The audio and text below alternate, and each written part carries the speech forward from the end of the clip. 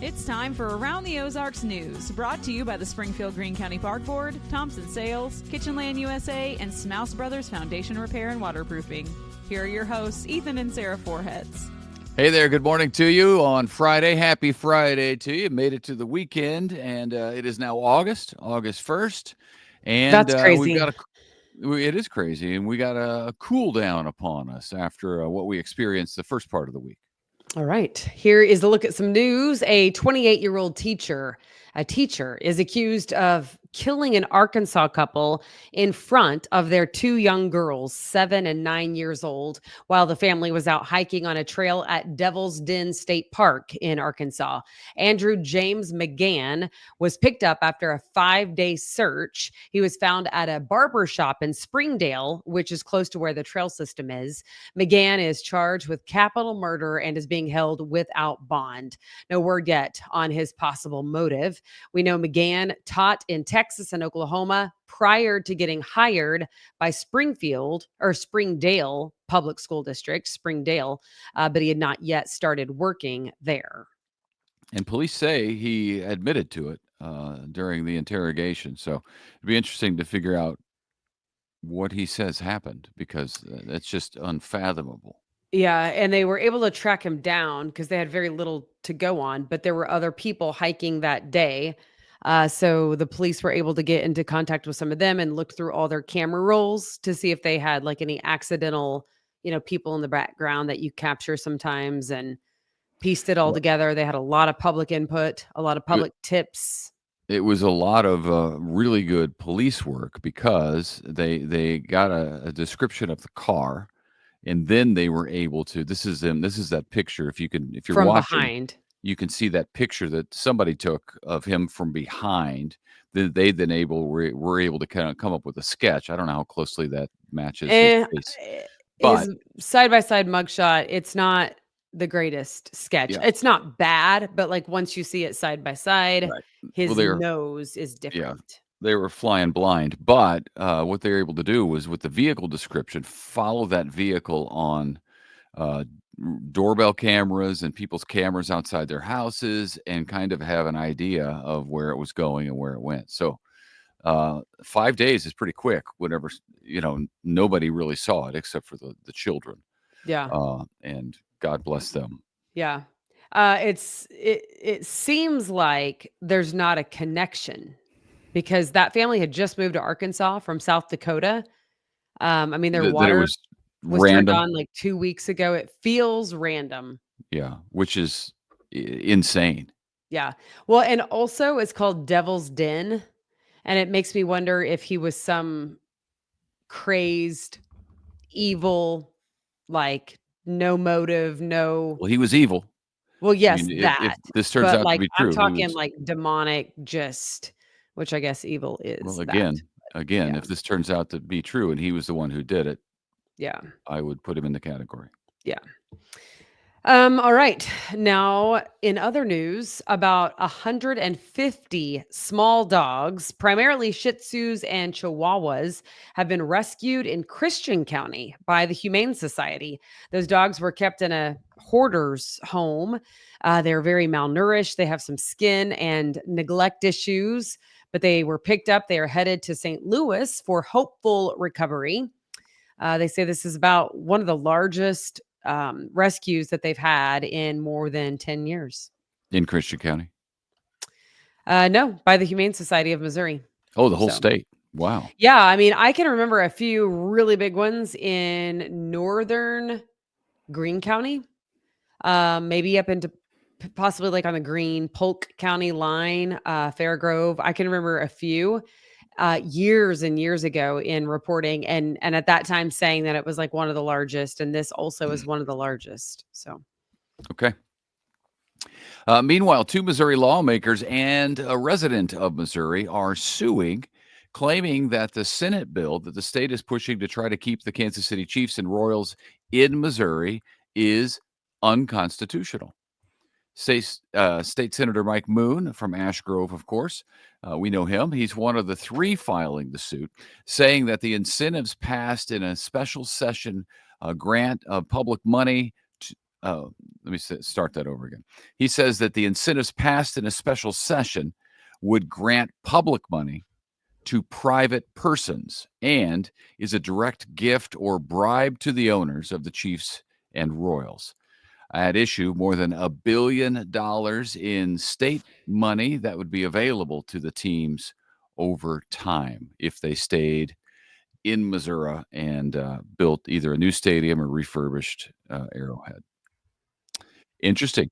We'll watch out. It's very interesting. It's Yeah. very, very Well, interesting. I would imagine that part of that goes to voters who already said no to paying for that. I would think that would be somehow part of the court case.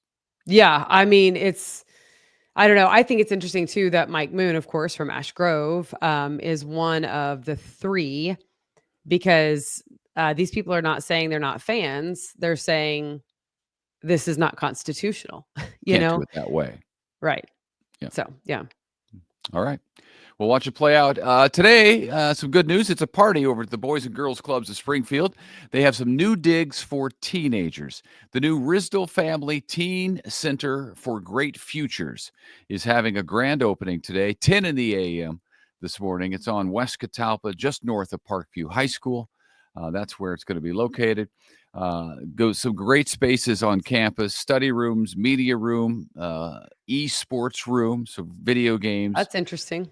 Library, barbershop, gym, mental health clinic, dance studio, cafeteria, and more. So it's going to be a nice place for some kids who need a good space. Yes, very cool. Missouri's metro areas saw unemployment rates go up in June. That includes the Springfield area. Our metro, according to the labor statistics, that includes Greene, Christian, Dallas, Polk, and Webster counties. Unemployment in June went up to 4.2%. It was 3.7% in May. All right, mark your calendar. It is coming up soon and very soon. The birthplace of the Route 66 Festival is coming back to downtown Springfield, August 8th and 9th. So if you love being out and about, this is the event for you. The city is looking for volunteers. They need about 100 people to help organize this thing as a volunteer, which will include kind of helping organize and run the show for live music, car and motorcycle shows, food exhibits, vendors, shopping, you name it. They need volunteers, lots of manpower. Okay. They're expecting about 65,000 attendees. And you can check it out and sign up at the website, Route66FestivalSGF.com. Route66FestivalSGF.com. Yeah, we've been there several times, and it's neat to see it grow.